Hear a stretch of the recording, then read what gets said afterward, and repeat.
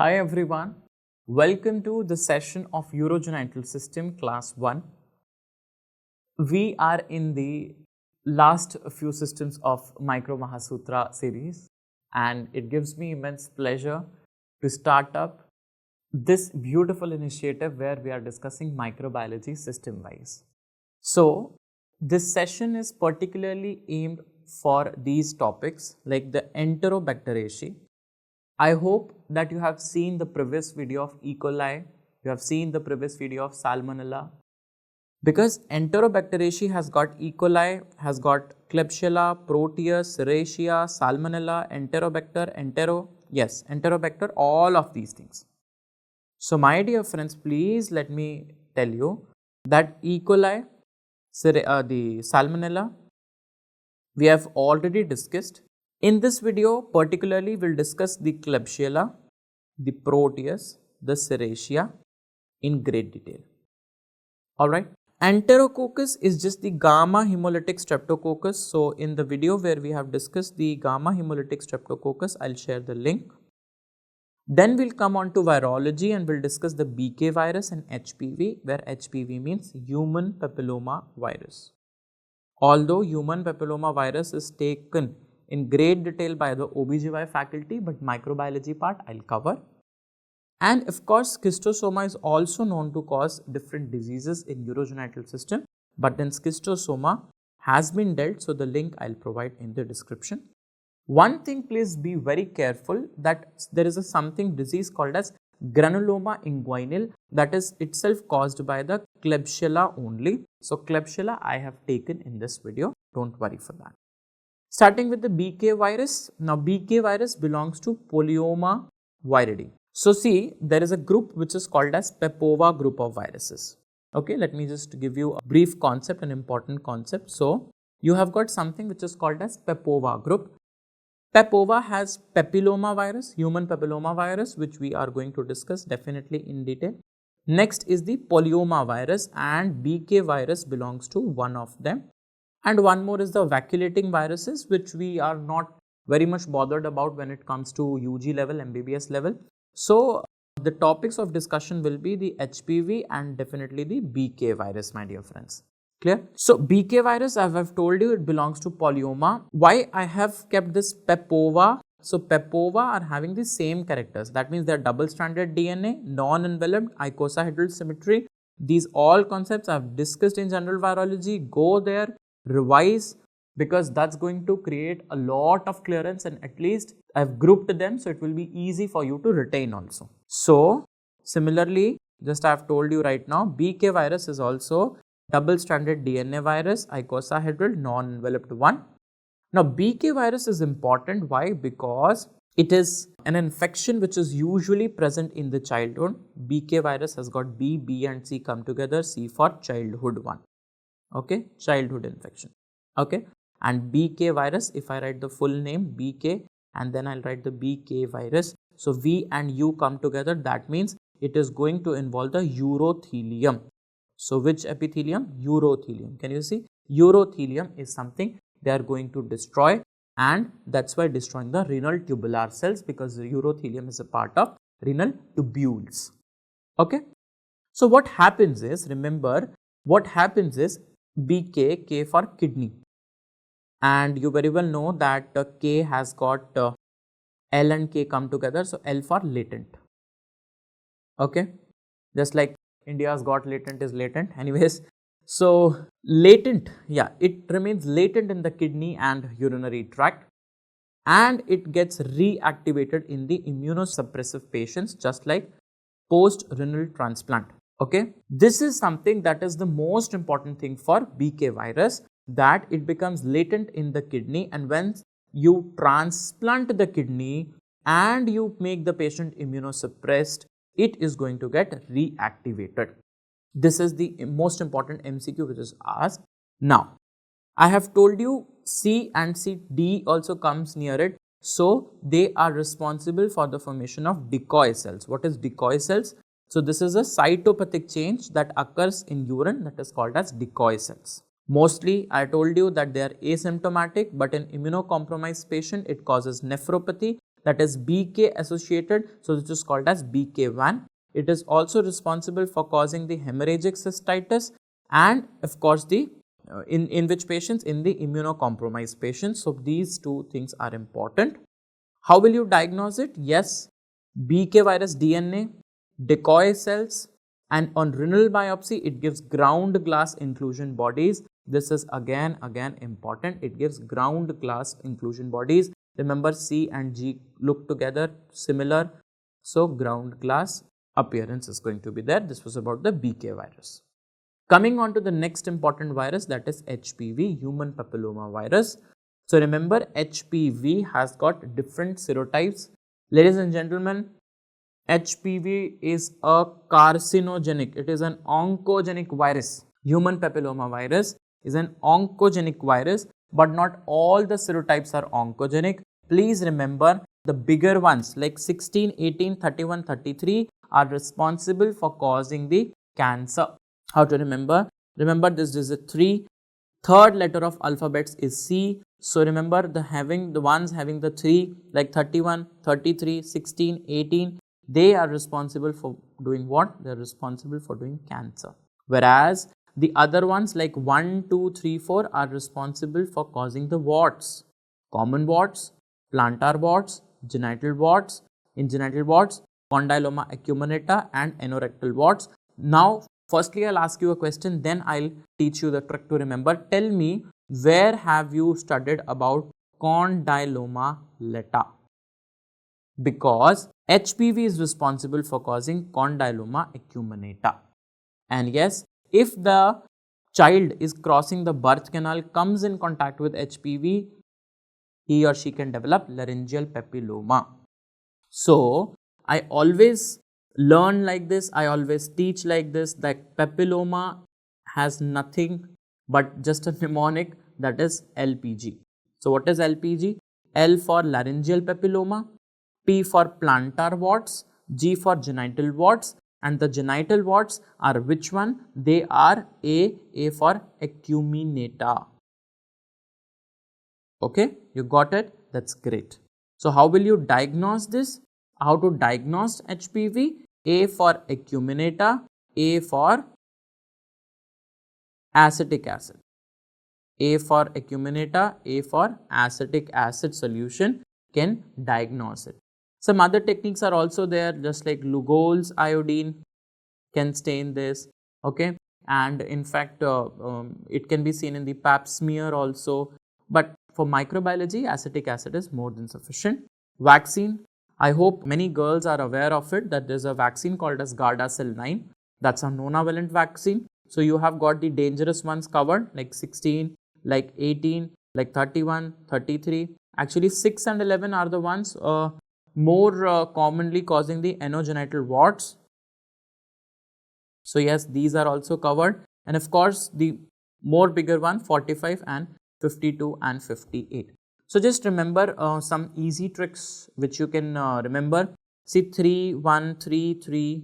All right. So 3, 1, 3, 3 means the 3, which is itself a odd number, is with other odd numbers like 3, 1 and 3, 3. Whereas the 5, 2 and 5, 8 is with the which numbers? And 4, 5, in fact, they are the combination of odd and even numbers. Odd and even numbers. Just in case they ask you some MCQ, so you can just rule out the options out of it. Yes, this is something which I wanted you to understand. This is human papilloma virus, which you can easily see here. And yes, so coming on to the remaining bacteria, Proteus. So Proteus, very, very important. Remember, Proteus is a member of Enterobacteriaceae, very renownedly. It is responsible for causing UTI. The full name is Proteus mirabilis. Okay. Again, just like the other Enterobacteriaceae members, gram-negative bacteria. But remember, Proteus, P, Q, R, S, or in fact leave it, write Proteus only and you will get every property covered of Proteus in this. What is S? S for swarming motility. So it is a motile bacteria. I think I have told you in the general microbiology gram staining class that there are some bacteria which are lactose fermenters, and the mnemonic to remember lactose fermenter was 1 second. That in English means 1 second. E for E. coli, K for Klebsiella, and S for, okay, S is doubtful, I think it's Salmonella or Shigella. I'll teach you, don't worry, I'll put it in the comment section because right now I'm not sure. Anyways, these are the lactose fermenters, E. coli, Klebsiella, and one starting from the S. So Proteus doesn't come there, so that's why Proteus is a non-lactose fermenter, right? But Proteus is the, so S for, okay, I'll write S for swarming motility. U for, it is a urease producer. It is what? It is a urease producer, right?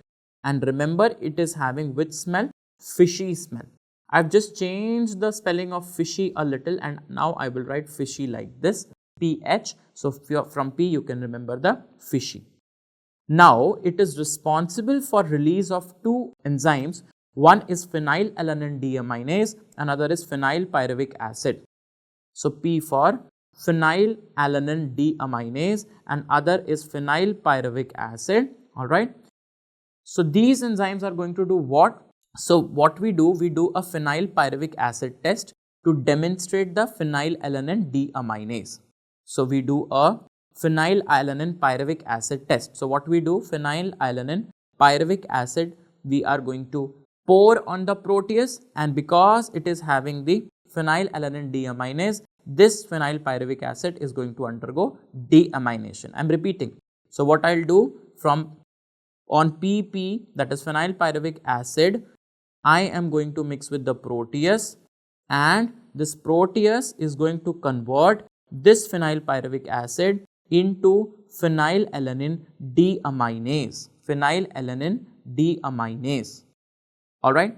Now, just like I have told you that they are urease producers, they are H2S producers also. So you can remember from here that they are urease producers and some are going to be H2S producers also. Proteus is responsible for causing the Staghorn stones or Strovoid stones. These are the types of renal stones, and for example, this was the urinary tract. So there is a stone which has been embedded here. So what is going to happen, that urine is going to stay here for a longer time. So because the urine is going to stay here for the longer time, bacteria get time to grow. Alright, bacteria grows, and because the bacteria is growing, it leads to UTI. So it is causing UTI plus renal stones, and which stones? Staghorn stones and the Strovoid stones. Okay, so from S you can remember Staghorn stones. Staghorn stones means the shape is just like a staghorn, an animal. Alright, so having the staghorn like shape. Okay, like that. And yes, Proteus is also responsible for causing the wound infections. Okay, so Proteus can also cause the wound infection, and we can call wound as a trauma. So it causes trauma infections also. Trauma infections also. Then what is the treatment? Ciprofloxacin or ceftriaxone you are going to give. So you have to remember this. This is the treatment. Now a very important phenomena that is shown by them is called as Dine's phenomena. So what is Dine's phenomena? So Dine's phenomena means, see here what I do. So Proteus S has got different stains, my dear. Okay, so Proteus has got different stains. Okay, let's say stain A, stain B, stain C, many stains. Okay, so what I do, I am going to spread them. See here. So this red one may be A, this green one may be B, and the black one may be C. But these are not distinct. I have made it with distinct colors, but they look just similar color. Okay, they just look like the same color. Okay, just like this they are looking. But deep inside I know that all of them are different, having the different stain. See the different stain, but actually how they look like is this. Everyone is green. So what I do, I just take a media, a growing media for them, and I just inoculate the sample. Now, I told you that they have motility. Which motility? They have got a swarming motility. So, with the swarming motility, they are going to get segregated. That means all the ones which are of C serotype are going to come like here. Then the ones with A are going to come like there. The B ones are going to come like here. Okay, you got it? So, this is called as what? This is called as Dye-Eames phenomena. Coming on to the next last one, most probably, no, Klebsiella is left. Okay. So, last second one, Serratia marcescens. Serratia is again motile. Okay, we got the answer. Coming on to Serratia marcescens, Serratia is motile. Serratia is responsible. Okay, Serratia has got double R for red. So, responsible for producing red pigmentation, that is called as prodigiosin.